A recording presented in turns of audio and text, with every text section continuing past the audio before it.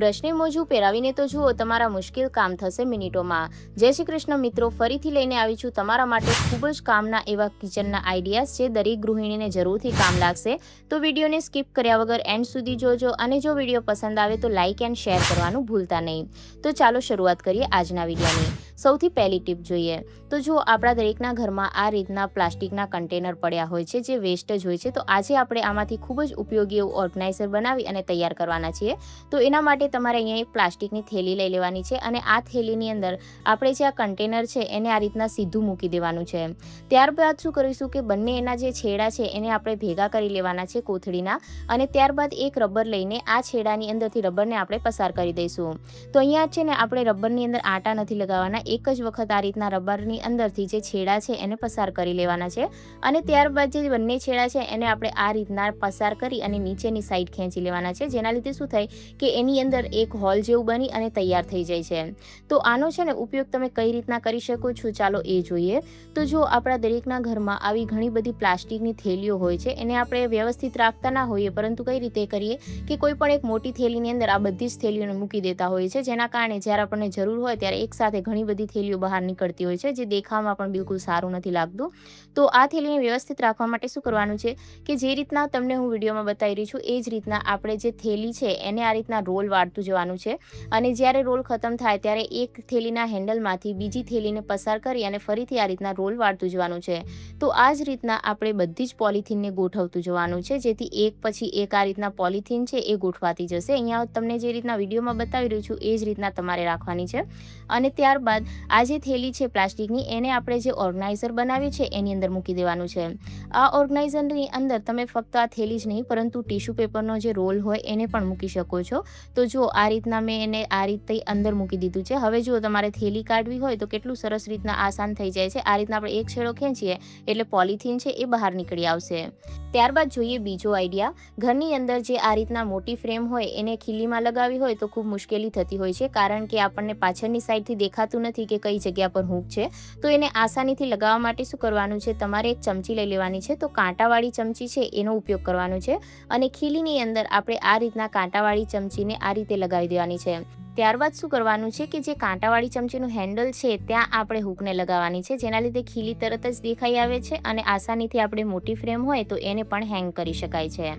ત્યારબાદ જોઈએ next idea. ઘરની અંદર જો નાની બાળકીઓ હોય તો ઘરની અંદર આવા પર્સ તો આપણને મળી જ જતા હોય છે, પરંતુ ઘણી વખત કેવું થાય કે પર્સની અંદર જે ચેન લગાવવામાં આવેલી હોય છે એ તૂટી જતી હોય છે, જેના કારણે પર્સ ઘરમાં એમ જ પડ્યું હોય છે। તો આનો જો ફરીથી તમારે યુઝ કરવો હોય તો શું કરવાનું છે, તમારી પાસે આ રીતની કોઈ દોરી હોય તો તમારે એ લઈ લેવાની। ઘણી વખત કોઈ એવી સારી એવી શોપિંગ બેગ હોય તો એની અંદર આવી દોરી આપવામાં આવતી હોય છે, અથવા તો ઘણી વખત આપણે કોઈ ગિફ્ટ હેમ્પર ખરીદીએ તો એની સાથે પણ આપણને આવી દોરી મળતી હોય છે। તો આ દોરીને આપણે કાણાની અંદરથી પસાર કરી લેવાની છે અને જે દોરીના બંને છેડા છે એને આપણે અંદરની સાઈડ પર ગાંઠ લગાવી દેવાની છે।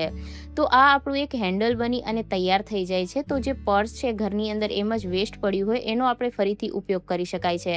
તો આ દોરી દેખાવમાં ખૂબ જ સરસ છે, એટલે દેખાવમાં પણ નથી લાગતું કે આપણે કોઈ દોરીનો ઉપયોગ કર્યો છે। એકદમ સરસ એવું હેન્ડલ બની અને તૈયાર થઈ જાય છે અને એવું જ લાગે છે કે આ પર્સની જ દોરી છે। તો ઘરની અંદર આવી કોઈ જો જૂની વસ્તુ પડી હોય તો તમે એનો ઉપયોગ સરસ રીતના કરી શકો છો। તો જો અહીંયા હું તમને બતાવી દઉં કે જે પર્સ છે એ કેટલું સરસ રીતના લાગી રહ્યું છે। મિત્રો, તમારા ઘરની અંદર પણ કોઈ આવું નાનું પર્સ હોય તો તમે એની અંદર આ રીતની દોરીનો ઉપયોગ કરી શકો છો। આજના વિડીયોમાંથી કઈ ટીપ તમને સૌથી વધારે સારી લાગી એ મને કોમેન્ટ કરીને જરૂરથી જણાવજો। તો જો અહીંયા તમને દેખતા બિલકુલ પણ નહીં લાગે કે આ પર્સની દોરી નથી। ત્યારબાદ જોઈએ નેક્સ્ટ આઈડિયા। તો ઘરની અંદર આવા ઘણા બધા બોટલના ઢાંકણ પડ્યા હોય છે, તો આનો આપણે આજે એક સરસ મજાનો ઉપયોગ જોવાના છીએ। તો એના માટે મેં ચાકુને ગરમ કરી લીધું છે અને જે આપણું ઢાંકણ છે એની એક સાઈડ પર આપણે થોડો એવો કટ લગાવી લેવાનો છે। તો બહુ મોટો કટ નથી લગાવવાનો, નાનો એવો કટ લગાવી લઈશું। તો ચાકુને ગરમ કરીશું એટલે આસાનીથી જે બોટલનું ઢાંકણ છે એ કટ થઈ જશે। તો જો અહીંયા તમે જોઈ શકતા હશો કે મેં બોટલને આ રીતના કટ લગાવી દીધું છે। તો જો શું થાય કે આપણા ઘરની અંદર જે આપણે ચાર્જિંગ બોર્ડની અંદર લગાવીને રાખતા હોઈએ જોઈએ એની જે છેડો હોય એ ઘણી વખત નાના બાળકો ખેંચતા હોય જેના કારણે તૂટી જતા હોય છે. તો એના માટે તમે આ બોટલના ઢાંકણનો ઉપયોગ કરી શકો છો. તો અહીંયા જે બોટલનું ઢાંકણ છે એની પાછળ મેં ડબલ સાઇડેડ ટેપ લગાવી દીધી છે અને આ રીતના આપણે જે ચાર્જિંગવાળું બોર્ડ છે ત્યાં આપણે આ ઢાંકણને સ્ટિક કરી દેવાનું છે. હવે જે ચાર્જિંગનો છેડો છે એને તમે આ બોટલના ઢાંકણની અંદર મૂકી શકો છો, જેના કારણે બાળકો છે એ ખેંચશે પણ નહીં અને જે વાયર છે એ પણ સરસ રીતના ઓર્ગનાઇઝ રહેશે. ખૂબ જ નાનો એવો આઈડિયા છે પણ ખૂબ જ કામનો છે, કારણ કે ચાર્જિંગ ખૂબ જ મોંઘા આવતા હોય છે અને જ્યારે તૂટી જાય તો ફરીથી આપણે ખરીદવા પડતા હોય છે. ત્યારબાદ જોઈએ નેક્સ્ટ આઈડિયા.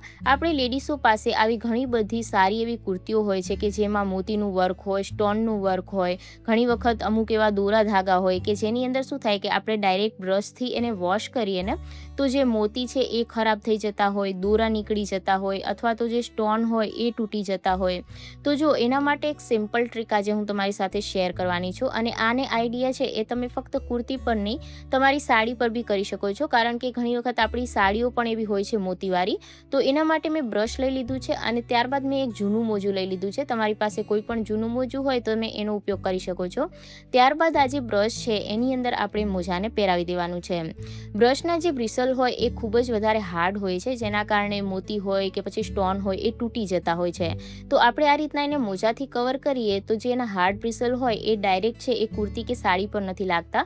તો આ રીતના તમે બ્રશ ઉપર મોજું પહેરાવી અને ત્યારબાદ તમે કોઈ પણ સ્ટોનવાળી કે મોતીવાળી કુર્તીને ધોશો તો મોતીનું જે વર્ક હશે, સ્ટોનનું વર્ક હશે એ બિલકુલ પણ ખરાબ નહીં થાય.